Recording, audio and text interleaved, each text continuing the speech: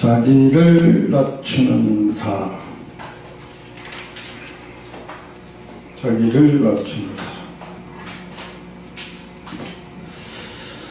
노자가, 오늘 노자 소리 많이 하네. 노자가 이런 얘기를 했어요. 마음이 우울하다면 과거에 살고 있고, 당신의 마음이 불안하면 미래에 살고 있고, 또 당신의 마음이 평온하면 현재에 살고 있다. 근데 어떻게 보면 내 마음하고 똑같은 것 같아요, 생각이. 그래서 이분이 언제 내 마음을 훔쳐갔지? 그런 생각을 해봤어요.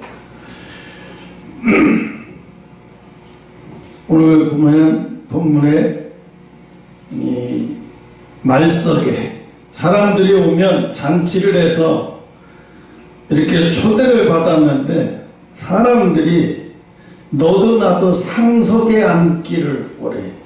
상석에 앉으려고 해. 그러니까 상석에 앉았다가 너보다 더 높은 사람이 또 오면 넌 또 계속 밀려나가면 그게 무슨 창피냐. 그러지 말고 아예 처음서부터 아예 제일 하석에 가서 앉아라 이거야. 그러면 최소한 부끄러움은 당하지 않지 않겠느냐. 오늘 이런 내용이거든요. 그래서 참 무서워요. 이게 상석에 앉기를 제일 좋아하는 분류들이 어떤 사람이냐. 기독교 안에서 목사들이에요. 주의 종들. 주의 종들이 제일 상석에 앉기를 좋아해. 응? 제일 상석에 앉기를. 유튜브를 보면 그래요.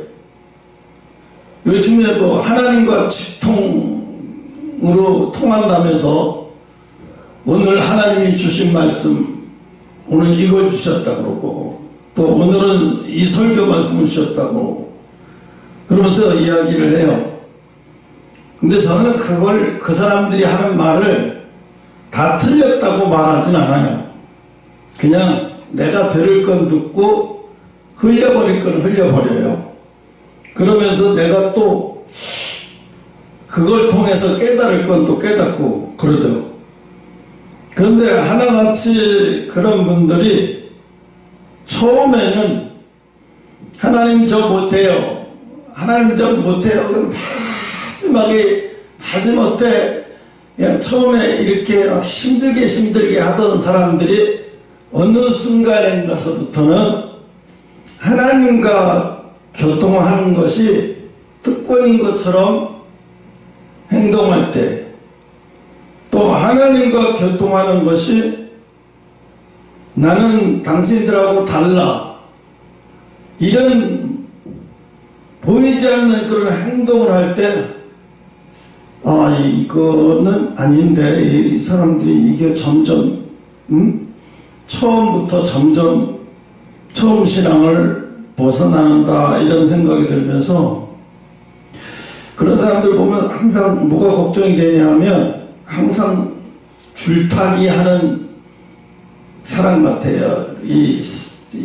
뭐 옛날에 무슨 놀이 할 때 이렇게 줄 타고 줄에 발로 밟고 줄 타는 사람처럼 항상 그게 좋아 보이는 게 아니라 위험해 보여요.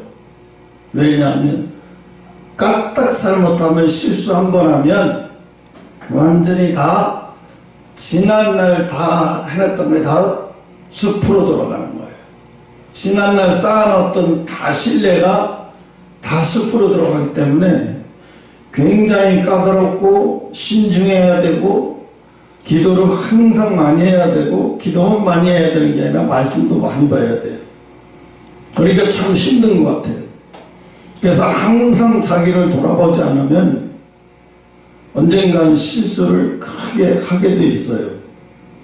그래서 참 위험해 보여요. 어저께도 그 GTS 뉴스를 봤는데, 한기총에서 정광훈 목사님을 이단이라고 규정을 딱 지어가지고 자기들이 이단 대책 해가지고 7명에서 자기들이 이단을 규정을 했어요. 그러니까 어떤 사람이 평을 냈어요. 당신이 뭔데 이단이라는 것을 지고 있느냐? 당신은 나라를 위해서 정광훈 목사님만큼 기도해봤냐? 당신은 나라가 어려울 때 광화문에 나와서 소리소리 외치면서 나라가 걱정되고 근심돼서 잠을 설쳐본 적 있냐? 당신은 코로나 위기 때 많은 교회들이 얼음에 처했을 때 당신은 뭐 했냐? 아무것도 못했어요. 아무것도 안 했어요. 그럼 무슨 권리를 가지고 당신들이 2단이다 3단이다 하냐? 예수를 부인한 것도 아니고 또 장로교 교리에서 벗어난 것도 아니고 결국은 제명 처리해서 다음에 한기총에 출마를 아예 할 수 없게, 자격이 주어지지 않도록 할 수 없게 만들기 위한, 그럼 누구를 위함이냐? 자기들 밥그릇 싸움하는 거죠. 아예 다음에 한기총 출마를 하지 못하게 하기 위한 자기들의 싸움이야.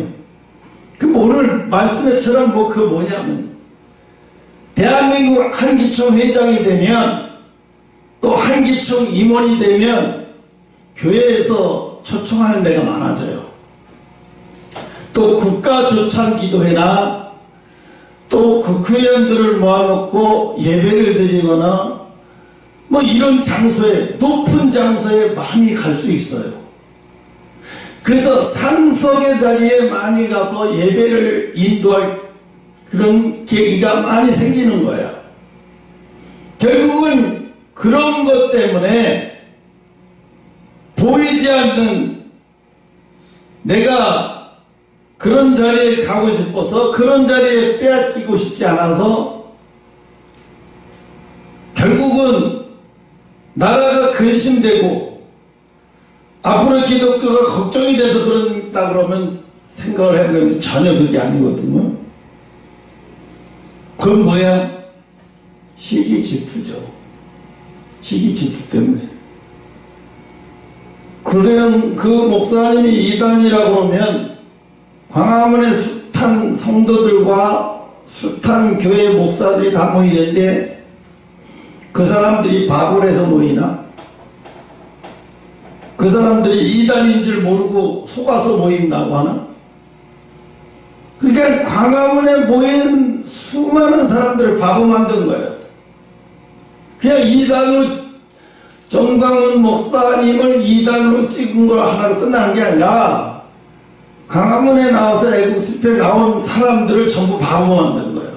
당신들은 분별력이 없어서 어리석어서 이렇게 나와서 이러지만 그 사람 잘못 봐서 2단이야 이거죠. 제가 볼 땐 그거예요. 상석 자리를 빼앗기 싫어서,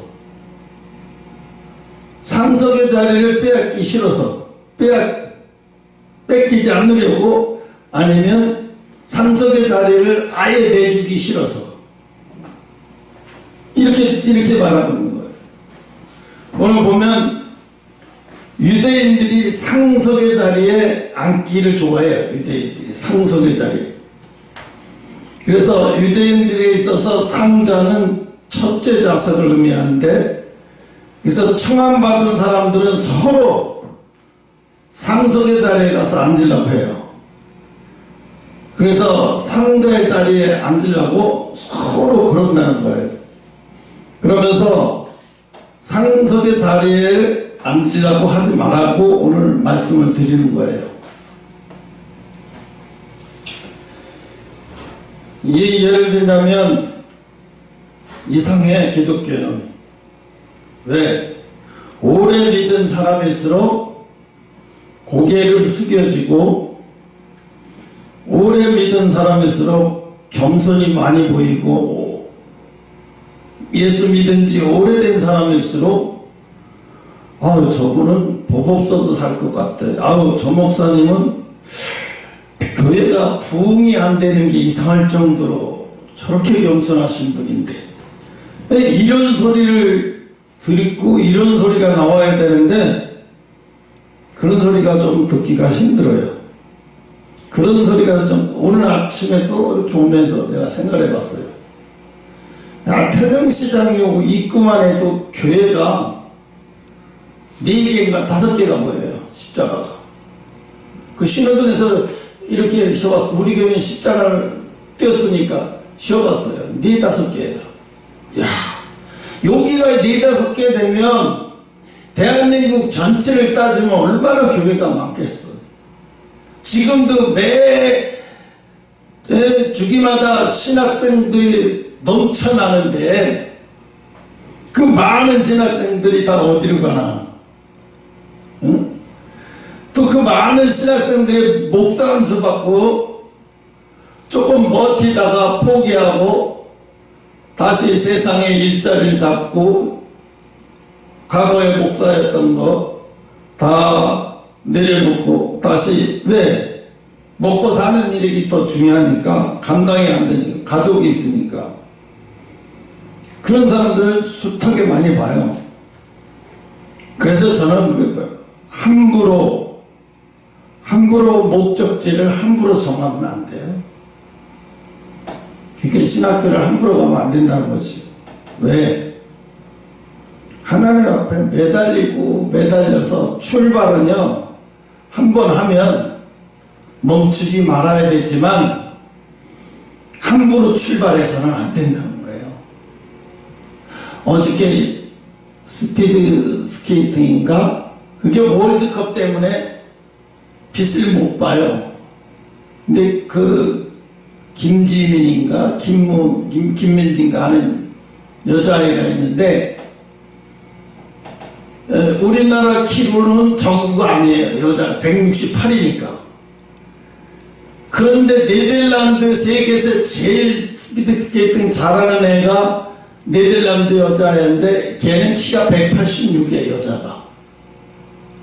누가 서도 똑같이 서 있는데 누가 서도 얘가 1등 할 거라고 보이지 김민선이가 1등으로 들어올 거라면 머리통 하나가 더 커버리니까 거의 20cm 차이가 나잖아요. 근데 출발도 늦었어요. 근데 나중에 들어오는 코스에서 들어오는데 와, 그 중간쯤에 가서 쭉쭉 뻗어나가는 그 허벅지의 힘이 그 굉장하더라고요. 막 시속 55km래요. 따지면 자동차로 따지면 시속 55km까지 나간다는 거예요.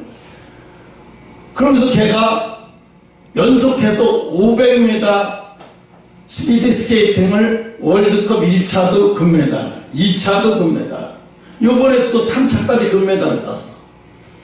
또 1000m에서도 금메달을 따고 있어. 그러니까 사람들이 이러다가 대한민국이 스피드 스케이팅 금메달 다 휩쓰는 거 아닌가. 일본에서도 깜짝 놀래요. 어떻게 저럴 수 있나.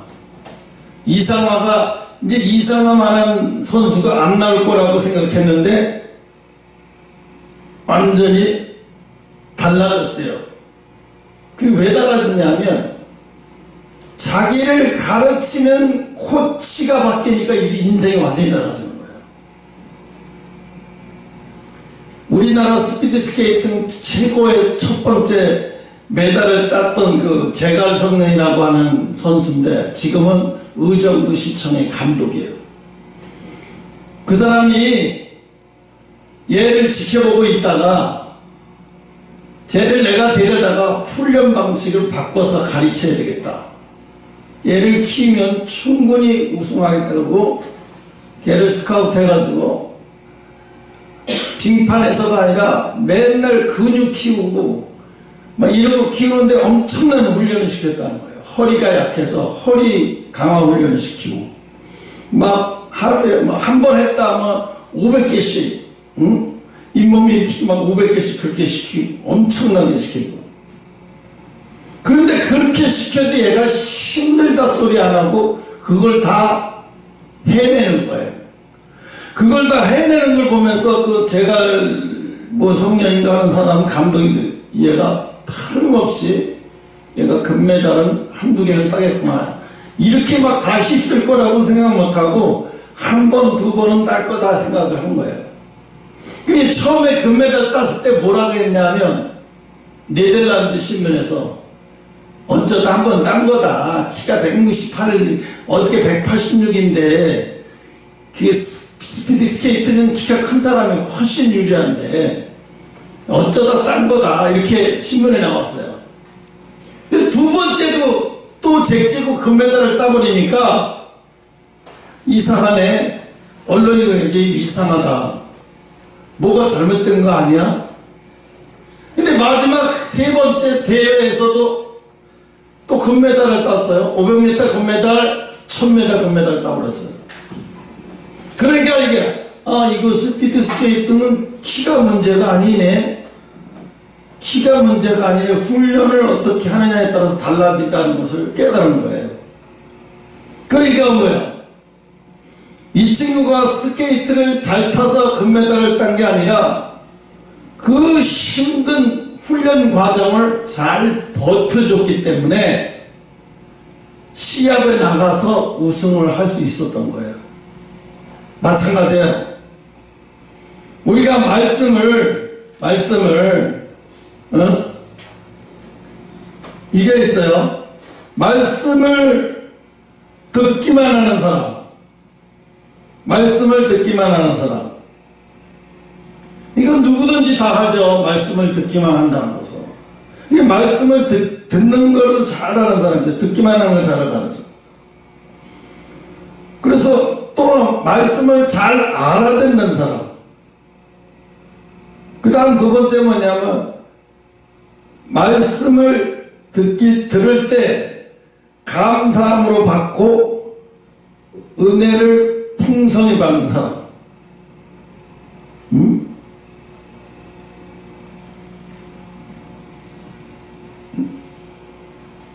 근데 세 번째는 은혜를 풍성히 받고 세 번째는 말씀을 통해서 이 뭐야?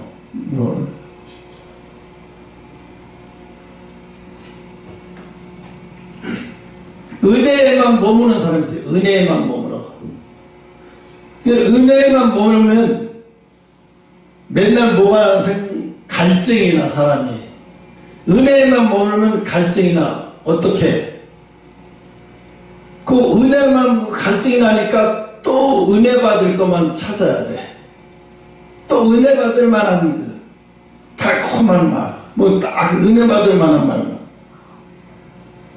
근데 하나님은 은혜만 끝나는 것이 아니라 그 말씀을 삶 속에서 완성시키는 자, 그 말씀을 이 생활 속에서 완성시키는 사람을 뭐라고 말하냐면 부자로 의인이라고 그래요. 말씀을 완성시키는 자, 말씀을 내 생활로 가져와서 완성을 시켜버리는 사람. 이게 쉽지 않아요. 어떤 사람이 들려 올라가요? 어떤 사람이 죽었다 올라가느냐? 간단해요. 말씀을 듣고 그것을 삶으로 완성시키는 사람이 들림받아 올라가는 거예요. 뭐 흰옷 입었냐 검은 옷 입었냐, 말씀을 듣고 그 말씀을 삶 속에서 완성시키면 그 사람은 흰옷 입은 거예요. 더 이상 의심할 필요도 없어. 그런 사람은 흰옷 입은 거예요. 말할 필요가 없어요. 그런데 왜 우리는 이 말씀을 듣고 삶 속에서 이게 완성시켜지지 않을까? 그건 뭐야? 말씀을 들어도 불안이 거기서 내 속에서 말씀을 들어도 말씀을 통해서 불안이 삭혀지고 불안이 얼음처럼 녹아져 버려야 되는데 불안은 계속 남아있는 거예요. 그러면 말씀이 어떻게 해요? 말씀이 내 속에서 역사에서 내가 말씀을 완성시킬 수가 없어요. 뭐 때문에? 이 불안이라는 것이 내 속에 들어오면 말씀이라는 것을 완성시키는데 완전히 부정적인 역할을 해. 그래서 내가 완성시키려고 해도 안 되는 거예요. 아무리 내가 완성시키려고 해도 안 돼. 왜? 내 속에 있는 불안이라고 하는 것이 자리 잡고 있기 때문에 안 되는 거예요. 그러니까 말씀을 어떤 상황이 오면 내가 이 말씀을 통해서 그래 이걸 붙잡고 내가 이걸 이겨놔야지 이겨지는 게 아니라 그 말씀 때문에 불안에 빠져드는 거예요. 불안에 빠져들면 말씀의 기억도 안 나고 말씀대로 사라지지도 않아요. 그게 무서운 거예요. 그래서 양과 염소의 차이가 뭘까? 양과 염소의 차이. 구분하라 그러면 뭘로 구분해? 영적으로 양과 염소의 차이는 양은 양과 염소의 차이. 양다리를 걸친 자, 세상에 것도 의지하면서 하나님 것도 의지하면서 세상 것도 좋아서 버릴 수 없고 하나님 것도 복이라니까 버릴 수 없고 이게 양다리를 걸치면서 사는 사람이 있어요. 이거는요 열매가 안 맺어져서 예수 믿는 것이 오히려 이 사람에게 독이 되는 거예요. 독. 왜? 우리가 신앙생활 하면서 제일 힘든 게 뭐예요? 열매가 안 맺어지면 독이 되는 거예요. 열매가 안 맺어지니까 독이 되는 거예요. 왜 힘들까? 열매가 안 맺어지니까 힘든 거예요. 열매가 맺어지면 고생스럽긴 해도 뭔가 내가 그것을 견디고 이뤄냈다고 하는 자부심이 생겨요. 그러니까 다니엘을 보면 16살에 끌려가서 80세가 넘어올 때까지 남의 나라에서 동화돼 남의 나라에서 그것도 고위직에서 살면서도 그 나라의 우상 숭배에 물들지 않고 구별돼서 그 나이 되도록 살 수 있었다는 것은 대단한 거예요. 다니엘이 다니엘서 쓴 게 대단한 게 아니라 나는 그렇게 생각해요. 다니엘이 다니엘서를 썼기 때문에 대단한 게 아니라 다니엘이 16살에 끌려가서 90살에 가까울 때로 그 애굽의 문화에 동요되지 않고 자기의 신앙이 조금도 변색되지 않고 그 나이에 먹도록 그렇게 신앙의 색깔이 변하지 않고 버텨냈다는 거, 견뎌냈다는 거지. 버텨냈다기보다는 견뎌냈다는 거지. 근데 그게 쉬웠어요? 아니잖아요. 죽음의 고비를 몇 번씩 넘겼어요. 죽느냐 사느냐 기로에 택할 때가 많았어요. 그럴 때마다 죽느냐 사느냐의 그런 길에 쓸 때 어떤 길을 택했냐? 죽는 길을 택해버렸어요. 내가 이거를 배려하느니 차라리 죽어버리겠다. 지금 한기총도 그렇고 장로교도 그렇고 예장합동도 그렇고 뭐가 문제냐면 WCC, WEA 이런 단체들에 가입되어 있는데 아직도 탈퇴를 안 한다는 거예요. 그 탈퇴를 해야 되는데 안 해. 하나님이 기뻐하지 않는 단체인데도 불구하고 안 해. 왜 안 할까? 그걸 또 지지를 해요. WCC, WEA는 이단이 아니다 그러면서 지지를, 큰 교회 목사님들이 지지를 해요. 근데 누가 봐도 그건 잘못했다는 다 알고 있고, 그런데도 잘못 다 알고 있으면서도 안 나오는 이유가 뭘까요? 얻는 게 많아서 그래요. 거기 소속되어서 얻는 게 많아서 그래. 만약에 얻는 게 없으면 거기에서 있어요? 없어요. 얻어지는 게 많으니까. 내가 얻는 게 많고 나한테 득이 되는 게 많으니까. 그러니까 안 나오는 거예요. 그러니까 사실은 진작에 나와야 돼요. 진작에 나와야 되는데 안 나와요. 그 문제 놓고도 많이 기도하고, 하나님이 그 문제 때문에 하나님도 그 문제를 대한민국의 이 총회들이 깨닫고 회개하고 돌아서야 할 때를 놓치면 안 되는데, 제일 걱정은 뭐예요? 때를 놓치지 않고 빨리 나와야 된다. 근데 안 나온다는 게 문제지, 안 나온다는 게.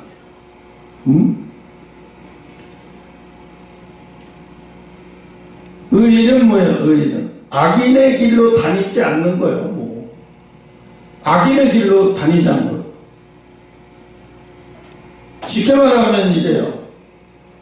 넓은 성도들이 넓은 길로 가는데 내버려둬.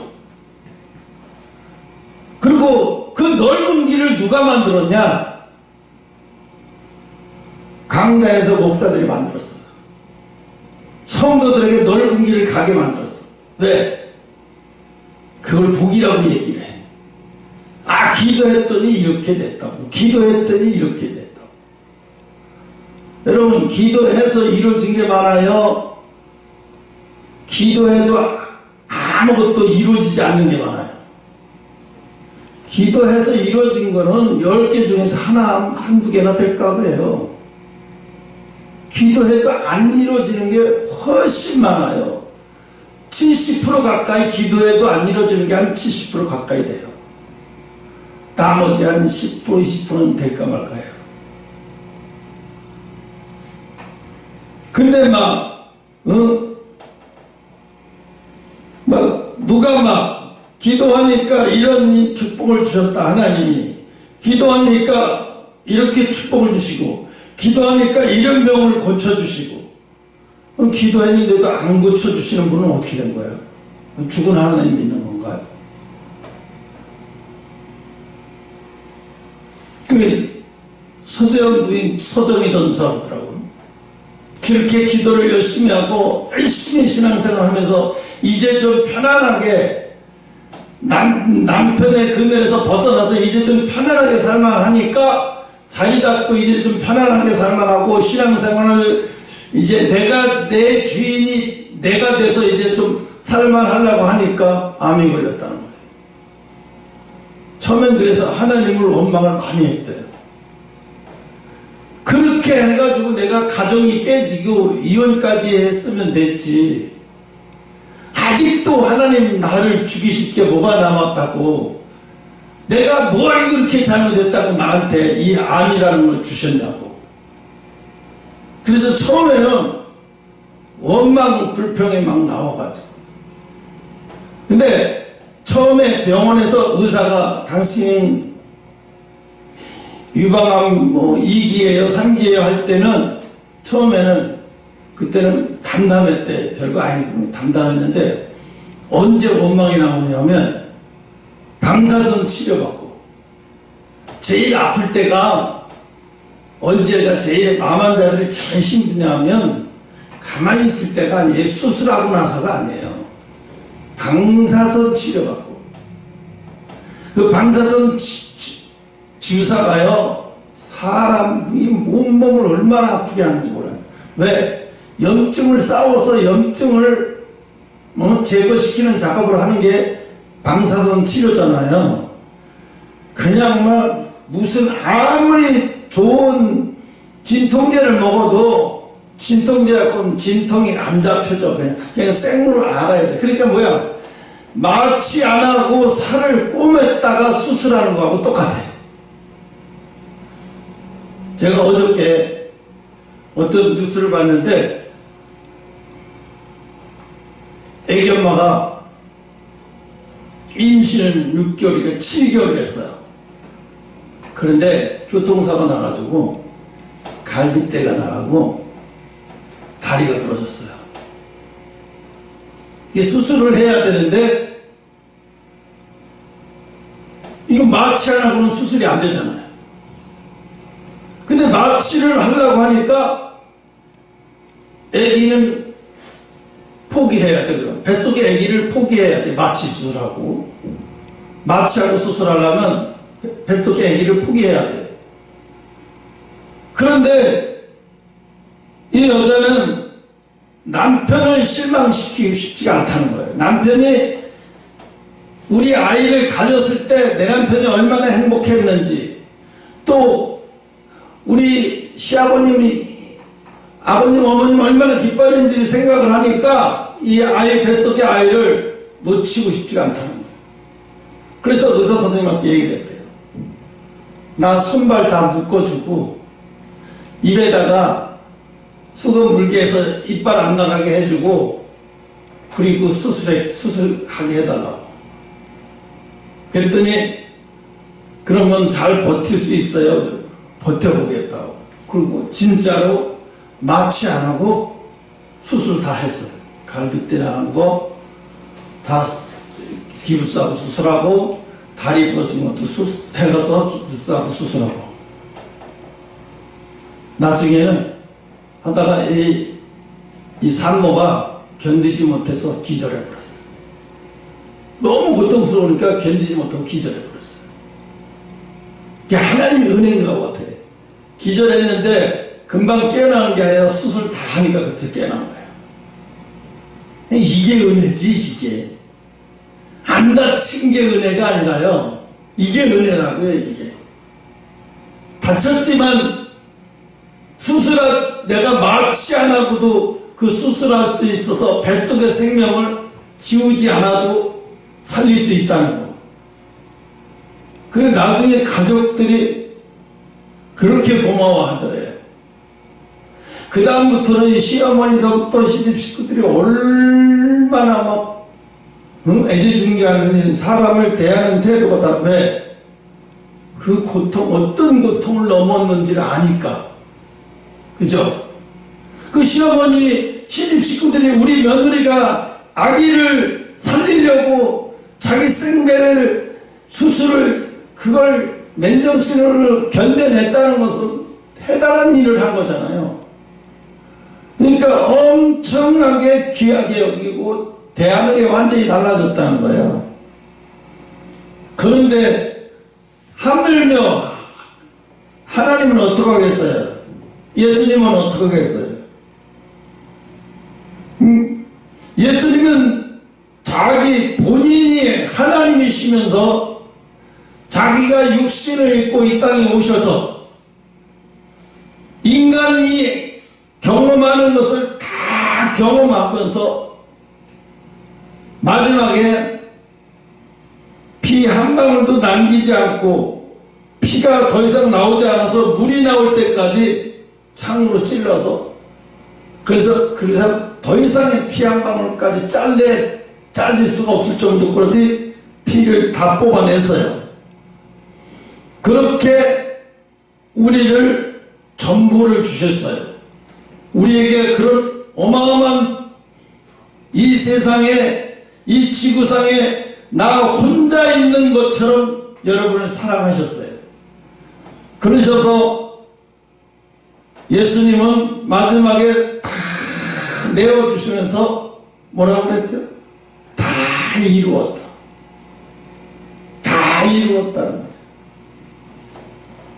그런데 똑같이 여러분과 나의 인간, 그런 똑같은 인간의 몸을 가지고 계시면서 그것을 다 감당해 내신 거예요. 그러니까 뭐라고 그랬어요? 다 이루었다 그랬죠. 다 이루었다.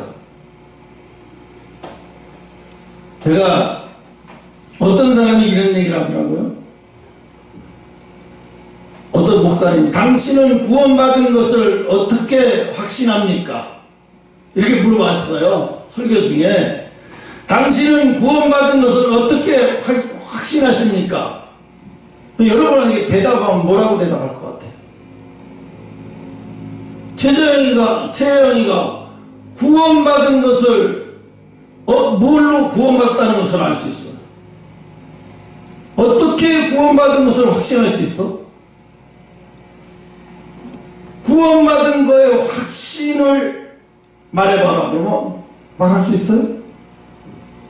없어요? 이것도 큰일이네. 없어도 큰일이야. 저는 확실히 있어요.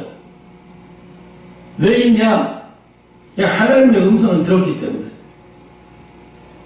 네가 이제야 구원을 받았느니라. 또 그러면서 뭐래요? 내가 이제야 죄사함을 받았느니라. 그 음성을 들었어요. 네가 이제야 죄사함을 받았느니라. 그러면 그 전에 내가 믿습니다 아무리 떠고 그랬을 때도 죄사함 받지 못한 거예요. 교회에만 들락날락 그러지 죄사함의 문제, 죄사함이 그렇게 중요한지 몰랐던 거예요. 어마어마한 환난과 고난과 연단이 지나간 다음에 예수님이 네가 이제야 죄사함을 받았느니라 그래요. 근데 우리는 어떻게 생각해? 뭘 가지고 회개했다고 얘기하냐면 자기가 그 죄를 하나님 앞에 울면서 이 죄를 내가 고백했다고, 그 울면서 죄를 고백했으니까 나는 죄사함을 받았다고 얘기를 해요. 일반적으로 자기가 죄도 자기가 일방적으로 고백했고 죄사함도 자기가 일방적으로 자기가 죄사함 난 받았어. 내가 그때 고백했으니까. 근데 그렇게 얘기하는 사람 치고 죄사함을 못 받았을 거라는 생각이 거의 90%예요. 응? 못 받았을 거라고 생각하는 게 거의 90%라니까. 왜?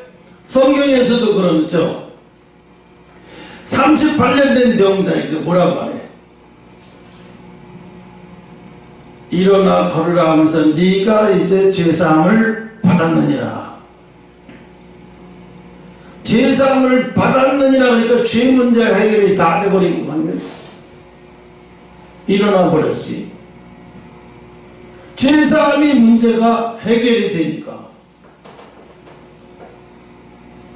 그럼 그 38년 된 병자는 그동안에 말로는 말로는 못해서 죄사함을 받았나? 아니죠. 예수님을 못 만났기 때문에. 예수님을 못 만났어요. 그렇다고 예수 메시아를 모르는 게 아니에요. 메시아를 만났기 때문에 죄사함을 받은 거예요. 그러니까 우리가 교회 다녀도 예수님을 만나는 것은 각자가 다 시간이 나가. 집사라고 어떤 사람은 장로 임직을 받았어. 왜? 교회 그동안 헌신한 시간도 있고 희생과 봉사를 하고 모범이 됐기 때문에 이 정도면 장로 장립을 줘도 되겠구나 해서 부인은 권사로 남편은 장로 장립해갖고 장로가 됐어. 근데 죄사함의 문제는 아직 걸려있어요. 근데 이렇게 생각하는 사람은 내가 장로 됐으니까 목사님이 나를 장로 되고 내 와이프를 권사시킬 정도면 우린 죄사함 받은 거야. 이게 자기 생각이죠. 하나님과 1대1이에요. 죄사함은. 대개 너 죄사함 받은 증거를 대박으로 못 되는 사람인데 90%예요. 아니 내가 교회 다닌 지가 20년이 넘고 지금 안수 집사인데요. 근데 아마 내 생각으로는 구원 벌써 받았을 것 같은데 아니 그럼 여태까지 내 구원 못 받을 리가 있겠어요? 근데 몇 날 며칠 날 구원 받았는지 모르겠는데 내 생각에 받았을 것 같아요. 이러고 대답하는 사람 있어요. 이거 확신이 없는 거예요. 이렇게 말하면 이거 확신이 없는 거예요. 그럼 확신이 뭐야? 제일 확신은 하나님 앞에 내가 내 죄사함 받았느냐 듣는 거죠. 네 죄사함을 받았느니라 듣는 거예요.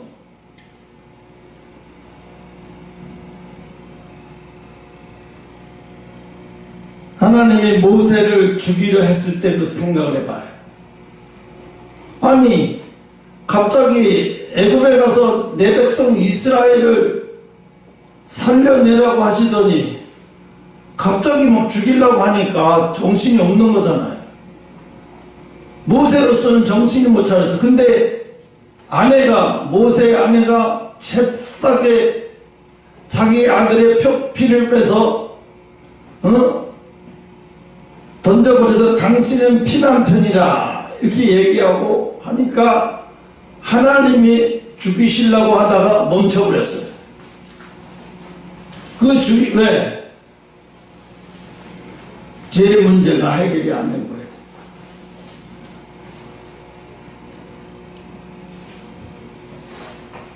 마찬가지로 수두룩히 많은 사람들이 그래요. 죄 문제가 해결이 안 돼서. 죄 문제가 어떻게 하면 해결이 되느냐?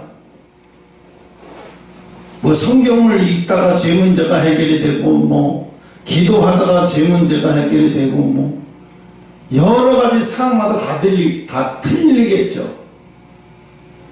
그런데 제일 확실한 거는 하나님의 음성을 듣는 거예요. 봐요. 어떻게 하나님의 음성을 들을 수 있어요? 간단해. 한나처럼 절실하게 기도하면 되는 거야.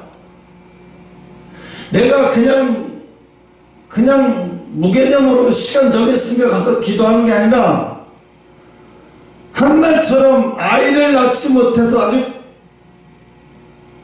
절치절명에 놓인 사람처럼 기도하는 거예요. 그러면 어떻게 돼요? 하나님이 응답하시게 돼 있어요. 절치절명하게 마음이 무너지는 사람을 보고 하나님은 가만히 있으시는 분이 아니에요. 사람들은 이상해요. 세상에 가서는 마음이 무너지면서 막 그러면서 왜 하나님 앞에는 마음을 무너지지 못해? 하나님 앞에 마음이 무너지면은요, 마음이 무너지는 그 순간부터 하나님은 마음이 무너진 자를 가만두지 않아요. 하나님이 제일 힘들어 하시고 아파하실 때가 언제냐면 성도가 하나님 앞에 꿇어앉아서 마음이 무너져가는 것을 보는 거예요. 하나님은 그때를 가장 기뻐하시면서도 가장 안타깝게 생각하시고 그때가 나를 가장 긍휼히 여기실 때예요. 하나님이. 언제 하나님이 나를 긍휼히 여기시는 때가 언제일까? 내가 물질을 많이 드릴 때일까? 기도를 많이 할 때가 아니에요. 마음이 무너져 내릴 때 하나님이 제일 안타까워하시면서 그때가 그 사람을 하나님이 제일 사랑하시는 시간이에요. 그런데 우리는 어때요? 마음이 무너져 내릴 때까지 기도를 못해. 기도하다가 그냥 중간에 끊어버려. 마음이 무너져 내릴 때까지 지속적으로 기도하고 계속 한 문제 가지고 계속 간절히 기도하다 보면 마음이 무너져요. 아파요. 그 마음이 무너져 내릴 때 하나님은요, 그때는 막 하나님이 함께 하셔요. 마음이 무너져 내릴 때는요, 하나님이 함께 하셔요. 내가 화장실 가도 함께 하시고, 뭐 가도 함께 하시고, 막 별의별 음성을 다 주셔요. 내가 상관없는 일에도, 그런 거에도 나한테 말씀하셔. 나는 상관이 없는데, 나는 그거에 일에 대해서 궁금하지도 않은데 하나님 말씀하셔요. 그런 일에 대해서. 왜? 내가 너무 마음이 무너져 내리는 것을 보면서 하나님도 아파하시는 거거든요. 그래서 그게 하나님이 위로하시는 거예요. 막 다른 문제들에 막 답을 가르쳐 주시고, 다른 사람의 뭐 앞날도 가르쳐 주시면서 막 이야기를 하는 거예요. 왜 하나님은 그러실까? 나는 그거 궁금하지 않은데, 여러분은 하나님을 몰라서 그래요. 그때가 하나님이 여러분을 가장 가까이 계시면서 여러분을 가장 긍휼히 여기시는 시간이에요. 그런데 사람들은 어떻게? 하나님 앞에 무너지지 않으면서 어떻게? 세상 사람들 앞에 가서 권력 앞에 무너지고, 물질 앞에 무너지고, 세상 거에 마음이 무너져. 하나님 안 기뻐하셔요. 우린 세상에 가서는 강하고 담대해야 돼요. 근데 거꾸로요. 세상에 가서 마음이 다 무너져 나와가지고 주일날 가면 완전히 다 초조금 돼 있어. 이게 큰일 날 텐데. 세상에서는 마음이 무너지면 안 돼요. 강하고 담대. 여호수아에게 하나님이 그랬잖아요. 강하고 담대하라. 모세와 함께 했던 것처럼 내가 똑같이 너희들과 함께 있으리라. 그러면서 여호수아를 딱 불러서 그렇게 계속 말씀하셨어요. 왜 그랬을까? 여호수아가 세상에 가서 지도자가 이스라엘의 최고의 지도자인데 마음이 무너지고, 최고의 지도자가 마음이 무너지면 어떻게 되겠어요? 이스라엘 백성들은 어디로 가요? 방황하면서요. 여러분, 우리가 6.25 전쟁 끝나고 10년 동안 얼마나 방황을 했어요. 막 데모도 얼마나 많이 하고, 막 국회의원 선거 때마다 막 내란이 일어나고 여수 반란 사건이 일어나고 막 나라가 정신이 없었어요. 살기도 힘들어 죽겠는데 4.3 전쟁이 일어나고 그게 더 힘들었어요. 그렇게 엄청나게 힘들었었어요. 근데 4.19 5.16 혁명이 일어나면서 박정희 대통령이 되고 나라를 완전히 휘어잡아서 이끌어가기 시작하니까 사람들이, 마음이 무너졌던 사람들이 이렇게 하면 우리 다 살 수 있대. 그게 새마을운동 아니야. 이렇게 하면 우리가 다 살 수 있대. 그래? 다 따라하는 거야. 온 국민이 다 따라하잖아요. 온 국민이. 왜? 이게 이렇게 하면 다 살 수 있대. 이렇게 하면 다 잘 살 수 있대. 그러니까 잘 살아보세. 그 노래가 나오잖아요. 잘 살아보세. 우리도 한번 잘 살아보세. 그게 사람들이 그게 막 전염이 되는 거예요. 전염이 돼서 잘 살 수 있다니까, 이렇게 하면 잘 살 수 있다니까. 얼마나 부지런했어요. 내가 봤을 때도 그때 내가 어렸을 때 하루에 5시간 이상 잠자는 가정집 못 봤어요. 보통 새벽 4시면 다 일어나. 5시, 4시, 5시면 다 일어나. 5시면 늦어, 4시면 다 일어나. 뭐 크게 할 일 없으면서도 다 일어나. 그 시간이요. 왜? 부지런한 새가 먹이를 문다고 그렇게 막 시골을 막 반강제적으로 막 사람들을 따라오게 만들었어요. 그런 강력한 리더십이 있었기 때문에 대한민국이 오늘날 그게 기초가 된 거죠. 그렇게 안 했으면 대한민국, 만약에 그때 김대중 대통령이 대통령 됐으면 나라가 어떻게 되겠어요? 뻔해요. 어떻게 됐을지. 응? 그러니까 시대에 따라서 대통령이 돼야 하는 시간도 따로 있는 거예요. 아무 때나 대통령이 되는 게 아니에요. 응? 그러니까 하나님도 우리에게 그러시는 거지. 마음이 무너지면 우린 다 무너졌다고 얘기하잖아. 그죠? 마음이 무너지면 다 무너졌다고. 근데 우리가 무너져야, 세상에 가서 마음이 무너지면 안 돼요. 절대로 세상에서는 강해야 되고, 정말로 바늘을 찌르면 피 한 방울 나올 것 같지 않을 정도로 그냥 지혜로워야 돼요. 그러면서 하나님 앞에 기도할 때는 마음이 무너지면서 통곡하면서 기도해야 돼요. 네? 여러분, 아브라함이, 천사가 와서 아브라함에게, 하나님이, 천사가 아니라 하나님이 아브라함을 찾아오셔서 뭐라 그랬어요? 소돔과 고모라가 멸망할 것이라고 얘기했죠. 그때 아브라함은 제발 그렇게 하지 말아달라고 막 통사정을 하면서 의인 40명이 있으면 어떡하려고 그러냐고. 그러니까 의인 40 있으면 내가 그렇게 안 하지. 의인 30 있으면 어떡하냐고. 의인 30 있으면 내가 그렇게 안 하지. 왜 아브라함은 그걸 계속 의인 10명, 나중에 의인 5명도 없단 말이에요. 그러니까 나중에는 그 소리 듣더니 나중에는 아브라함이 더 이상 말을 잊지 못하죠.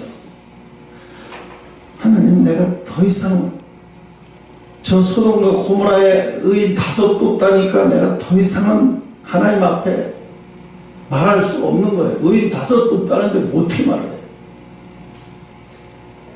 그래서 그때 하나님이 아브라함의 마음이 무너지는 것을 보셨어요. 그래서 소돔성에 있는 롯의 가정은 구원해 주려고 작정을 한 거예요. 누구 때문에?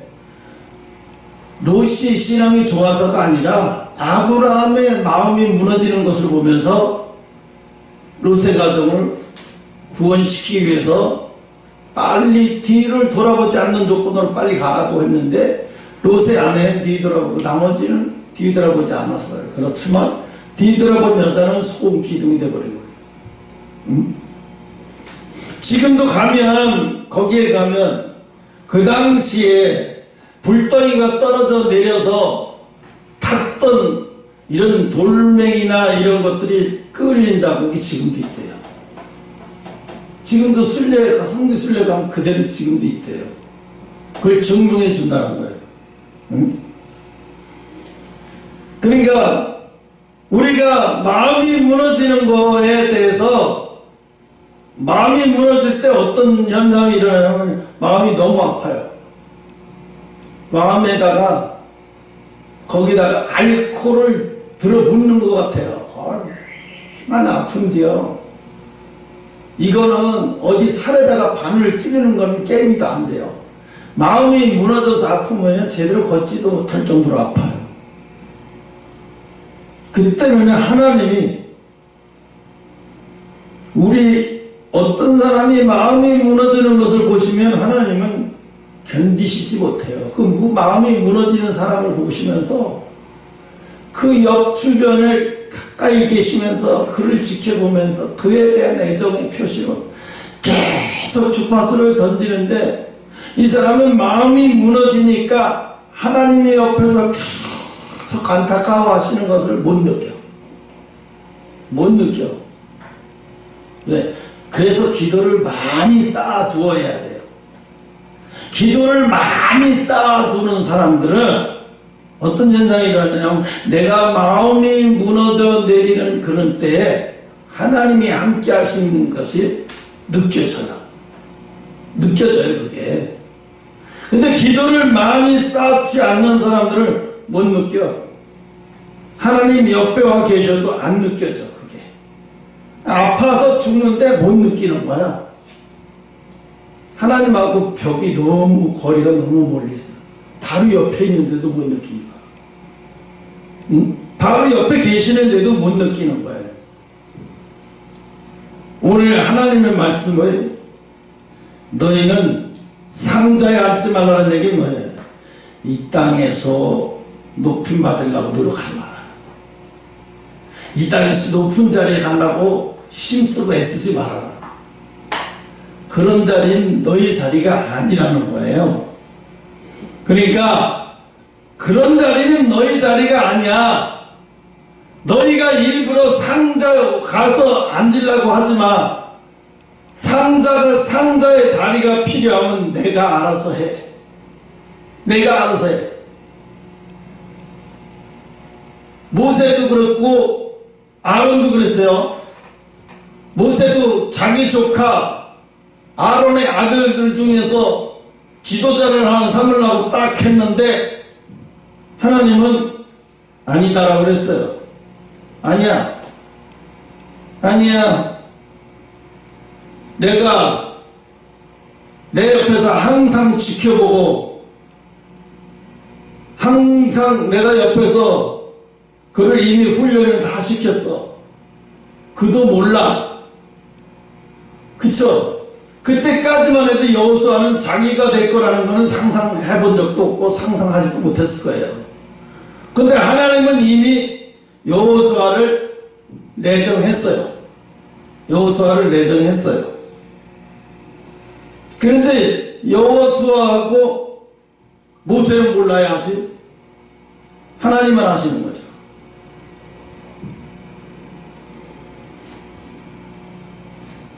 그런데 사람들은 어떻게? 그때 하나님 앞에 묻지 않고 자기들이 세우려고 마음먹었어요. 아론의 자식들 중에서 하나를 택하려고 했는데 하나님은 이미 벌써 아셨어요. 아론의 자식들 중에 리더자로 쓸만한 그릇이 없다는 걸 이미 아셨어요. 그래서 여호수아를 택한 거예요. 그런데 모세도 아론도 자기 아들들 중에서 쓸만한 그릇이 있다는 걸, 쓸만한 그릇이 없다는 걸 모르는 거예요. 그러니까 세우려고 했겠죠. 알았으면 세우려고 했겠어요. 하나님이 쓸만한 그릇이 없는데 하나님 어떡하지요? 하나님 누구를 세워야 됩니까? 물었어야 되는데 그래서 자꾸 자기들끼리 세우려고 했죠. 그러니까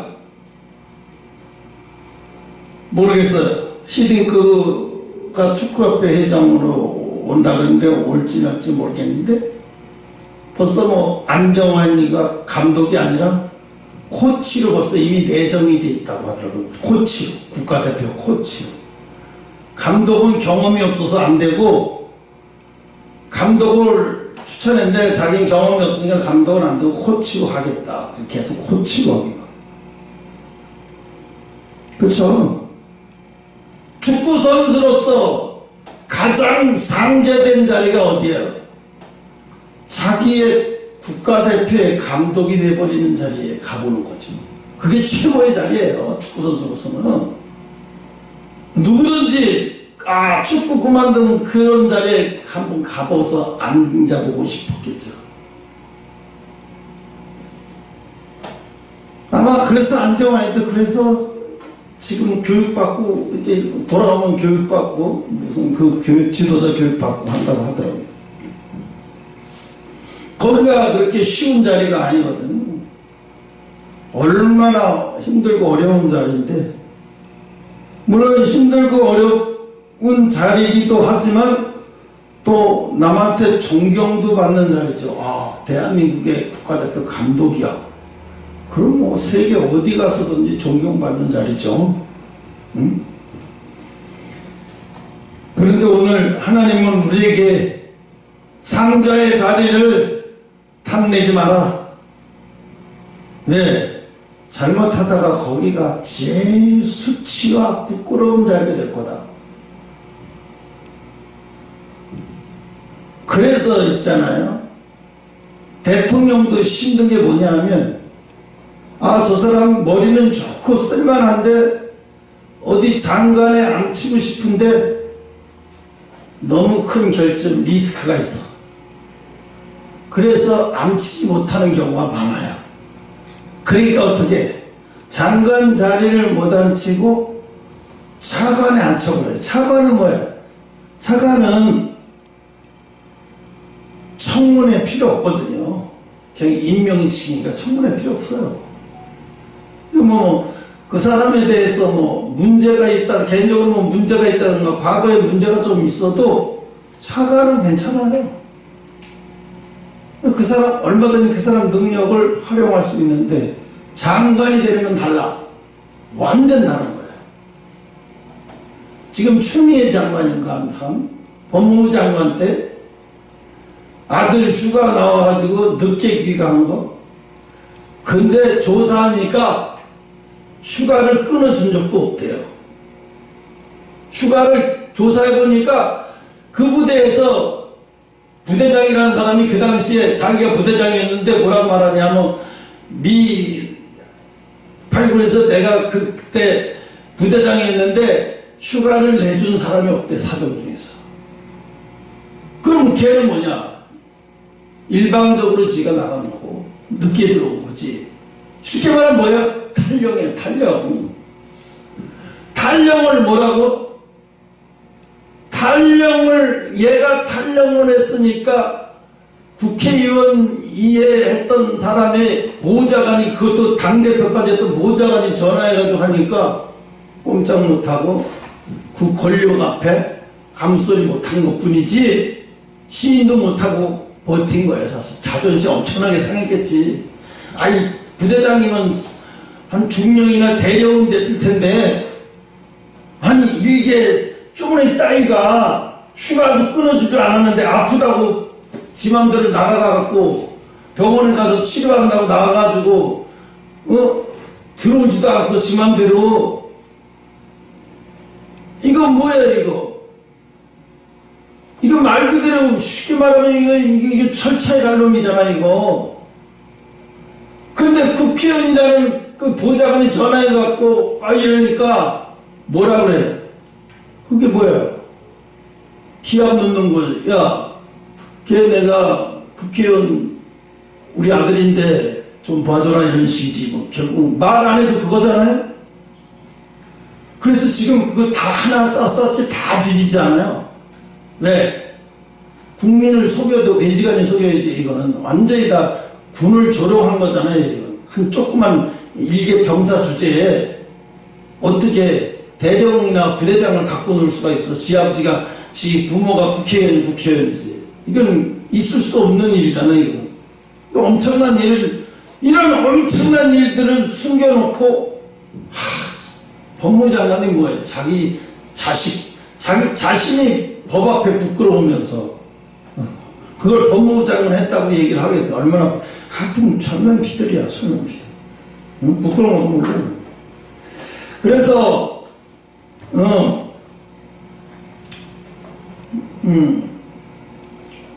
그래서 요즘에 보면은 이런 기도를 하라고 막 권하는 사람들 많아요. 악한 영아 떠나가라. 이 악한 영 이 세계에서 무너져라. 예수 그리스도의 이름으로 떠나라. 여러분, 그렇게 하면 뭐하러 희생을 해요? 기도하지 말고 그렇게 해서 내쫓아버리지. 뭐하러 희생을 하고 뭐하러 대가를 지불해요? 여러분, 사도 바울이 귀신을 쫓아서 귀신이 나갔어요? 사도 바울을 보고 귀신이 알아서 나가, 도망가. 이는 사도다. 그러면서 소리 지르면서 앞에서 방해를 놓으라. 너무 방해가 되니까 귀신을 쫓아버리죠, 나중에. 왜? 귀신도 알아요, 그가 사도라는 걸.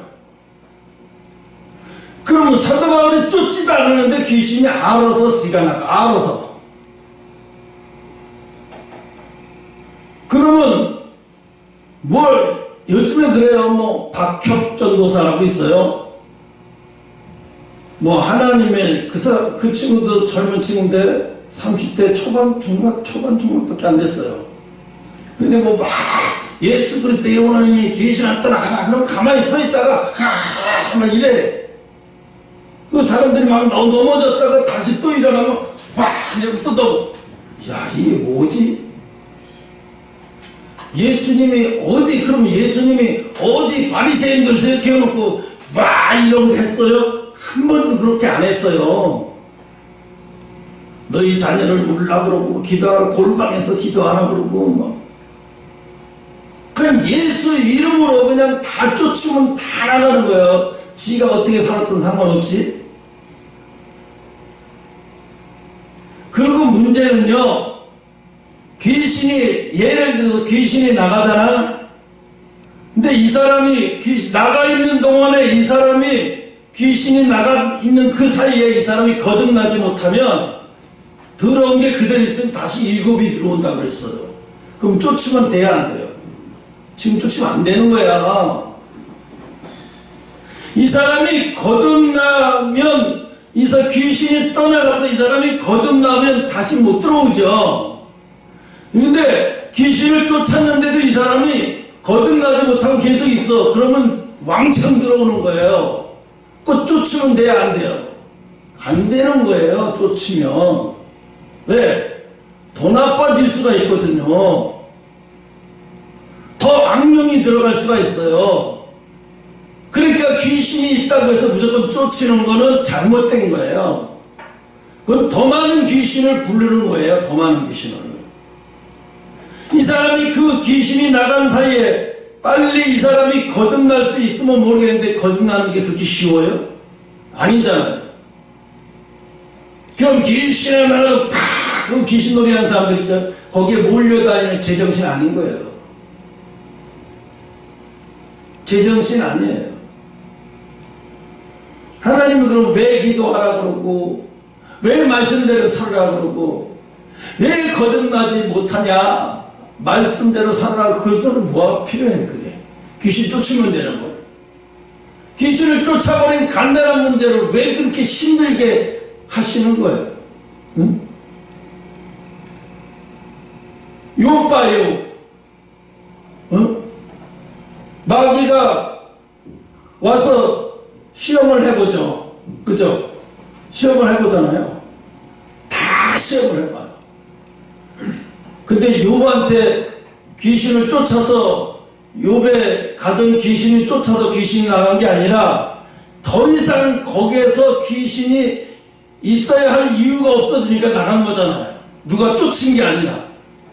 귀신은 쫓는 것보다 귀신은 더 이상 있어야 할 자리를 없게 만들어야 스스로 나가는 거예요. 그런데 요즘은 어떻게 다 귀신을 쫓는다고 얘기를 해요. 귀신을 쫓으라고만 얘기해요. 쫓은 뭐예요? 쫓은 놈은 다시 들어와요. 그러니까 귀신을 쫓는 것보다 귀신 스스로가 나갈 수밖에 없는 몸을 만들어버리면 되는 거야. 그러니까 어떻게 해요? 욥이 뭐 귀신이 이렇게 저렇게 다 시험해봐도 욥 앞에서 뭘 흠 잡을 게 없으니까 나중에 귀신이 더 이상 있질 못하고 떠나요. 욥에게서 떠나버리잖아요. 누가 쫓아서 떠난 게 아니라. 그런데 지금이 얼마나 이 마지막 시대는 더 그런 거예요. 더 그런 게 많아져요. 3시가 훨씬 넘네. 늦게 3시 반에 약속이 있대. 그래서 귀신 쫓이는 거는, 그런 건 지금 이 시대에는 그 있을 수도 있겠지만 그게 그렇게 좋은 게 아니에요. 제일 좋은 거는 내가 말씀대로 살아가니까 악한 영들이 내게서 떠나는 거예요. 그 성령이 강력하게 나를, 성령의 임재가 강력해지면 귀신은 저절로 떠나게 돼 있어요. 내가 안 쫓아도요. 근데 쫓아주는 거예요. 우리가 그러지 마요. 깡패 쪽 가서 일진 애들을 쫓아줬어. 그럼 내가 가니까 다시 또 달아붙죠. 그거 똑같은 거야. 응? 이길 수 있는 딱 힘을 키워버리니까 쫓을 필요도 없잖아. 자기들 스스로 나오면서 감히 대적이 안 되니까. 영적인 원리가 그래요. 다 같이 기도하고 중독을 맞습니다.